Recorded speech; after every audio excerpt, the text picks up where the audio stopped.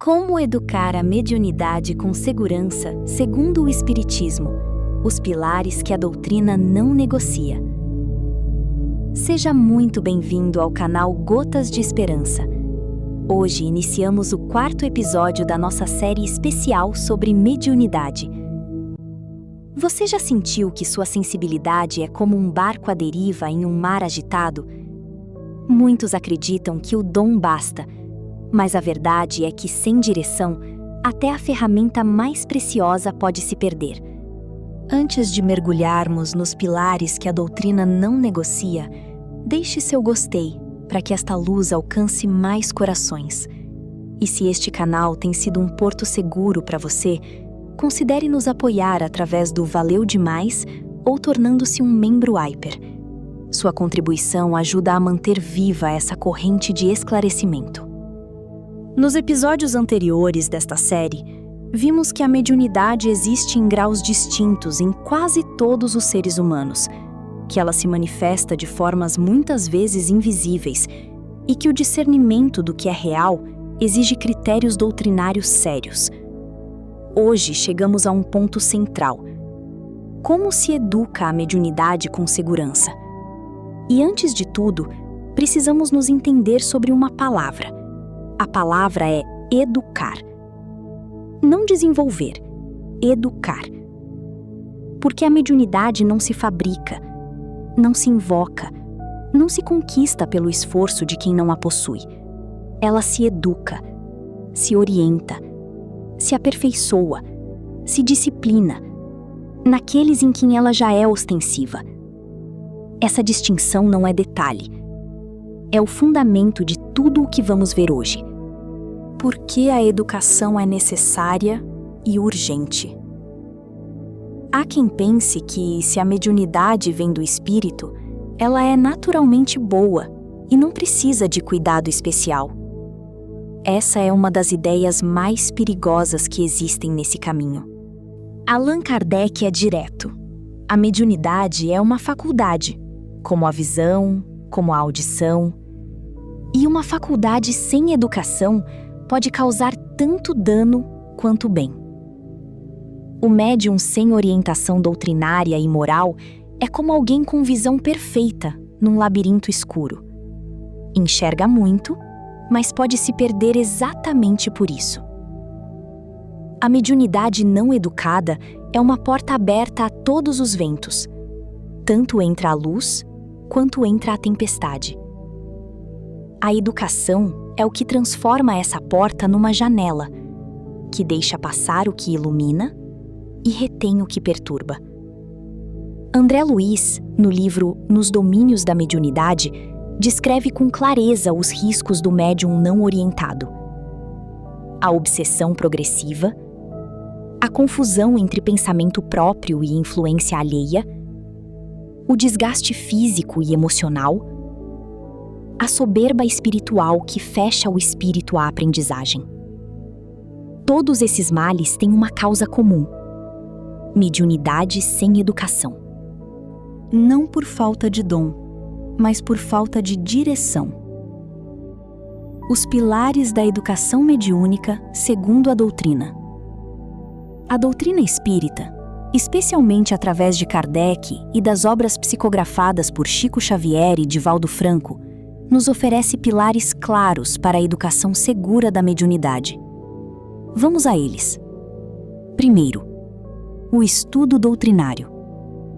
A mediunidade educada começa pela cabeça, não pela emoção. O médium que não estuda Kardec, que não conhece os princípios da comunicação espiritual, fica sem parâmetros para avaliar o que recebe. Segundo, a elevação moral.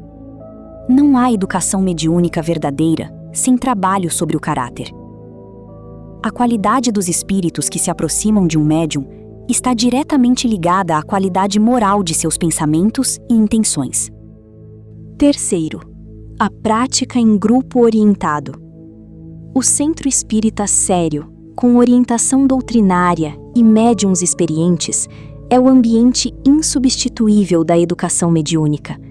Não há substituto para essa ambiência coletiva. Quarto, A oração como proteção. A prece não é ritual vazio.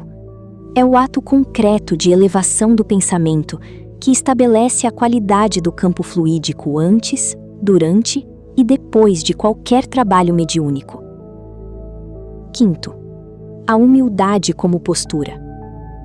O médium que se acha indispensável, que resiste à orientação, que não aceita ser corrigido, esse médium está fechando as portas à verdadeira educação. A humildade não é fraqueza, é o canal aberto. Sexto, a paciência do tempo. A educação mediúnica não tem prazo. Não existe certificado de médium educado. É um processo contínuo, que acompanha o próprio progresso espiritual do encarnado ao longo de existências. Esses 6 pilares não são opcionais. Retirar qualquer um deles é como construir uma casa sem alicerce. Pode se sustentar por um tempo, mas um dia cede. Vamos nos aprofundar no primeiro pilar, o estudo doutrinário, porque ele é frequentemente subestimado. Há uma ideia circulando de que o médium não precisa estudar muito. O que importa é o coração. A doutrina discorda com firmeza. Kardec é explícito. O espírito que se comunica através do médium se adapta ao nível intelectual e moral do instrumento. Um médium sem formação doutrinária recebe mensagens filtradas pela sua própria ignorância. Não por má fé, mas por limitação do canal. Os espíritos se servem das faculdades do médium, quaisquer que sejam, mas suas comunicações são sempre mais ou menos boas, completas e perfeitas, de acordo com as qualidades do instrumento de que se utilizam. O Livro dos Médiuns, capítulo 20, parágrafo 259. Isso tem uma consequência prática muito concreta. Quanto mais o médium estuda, a codificação de Kardec, as obras complementares, o Evangelho, a Gênese, mais refinado se torna o canal. Não porque o estudo cria a mediunidade, mas porque ele amplia a capacidade do médium de transmitir com fidelidade o que recebe. O estudo também protege. O médium que conhece a doutrina reconhece mais rapidamente quando uma comunicação está em desacordo com os princípios espíritas e tem critério para questionar, em vez de aceitar cegamente. Moral e oração. A preparação que vai além do momento. O segundo e o quarto pilares caminham juntos, a elevação moral e a oração como proteção, e precisamos entendê-los com profundidade. A elevação moral não é uma conquista que se atinge e depois se mantém automaticamente.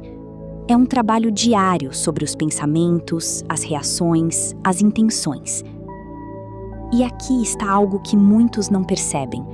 A vida do médium fora do centro espírita prepara ou compromete o trabalho dentro dele. André Luiz nos mostra Nos Domínios da Mediunidade que o campo fluídico do médium é construído pela qualidade dos seus pensamentos dominantes. O médium que vive no rancor, na ansiedade crônica, no julgamento constante dos outros, chega à reunião com esse campo.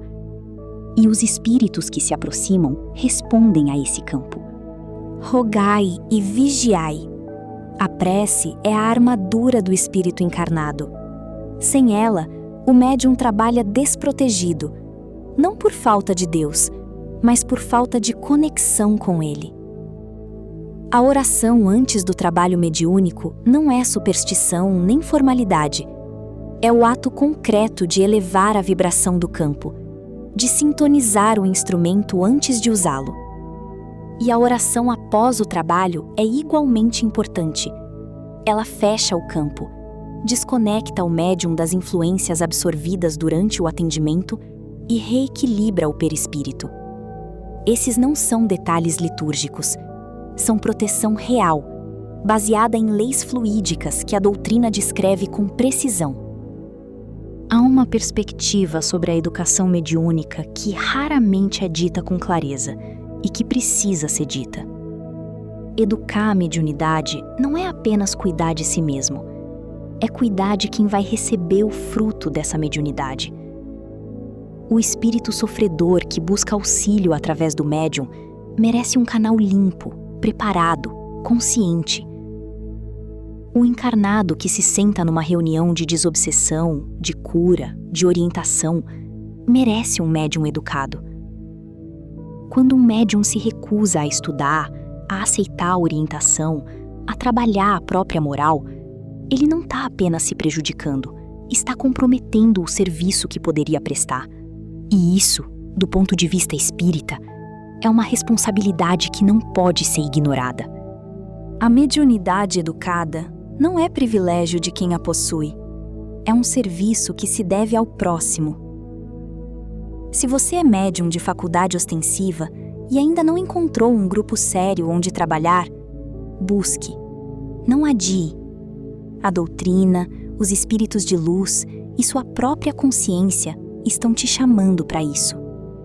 Se você já trabalha num grupo orientado, valorize esse espaço. Valorize os orientadores, os companheiros, a disciplina, a rotina de estudo. Isso não é burocracia espiritual. É o caminho que os espíritos superiores construíram para que a mediunidade sirva à luz. E se você não é médium de faculdade ostensiva, lembre-se do que dissemos no episódio 2. Você também faz parte desse serviço. Pela oração, pela presença, pela elevação moral do ambiente. Educar a mediunidade é, acima de tudo, um ato de amor e responsabilidade. Se esta reflexão tocou você, não guarde essa luz apenas para si. Compartilhe este vídeo nos seus grupos de estudo e com amigos que buscam esse equilíbrio. Sua interação é fundamental para o nosso trabalho. Se este conteúdo transformou seu dia, use o recurso Valeu Demais ou o Hyper para fortalecer nossa produção. E não se esqueça, no próximo episódio vamos falar sobre por que não se pode lidar com a mediunidade sozinho. Não perca! Inscreva-se e ative o sininho para não perder essa explicação fundamental de Kardec e André Luiz. Muita paz em sua jornada. Até o próximo Gotas de Esperança.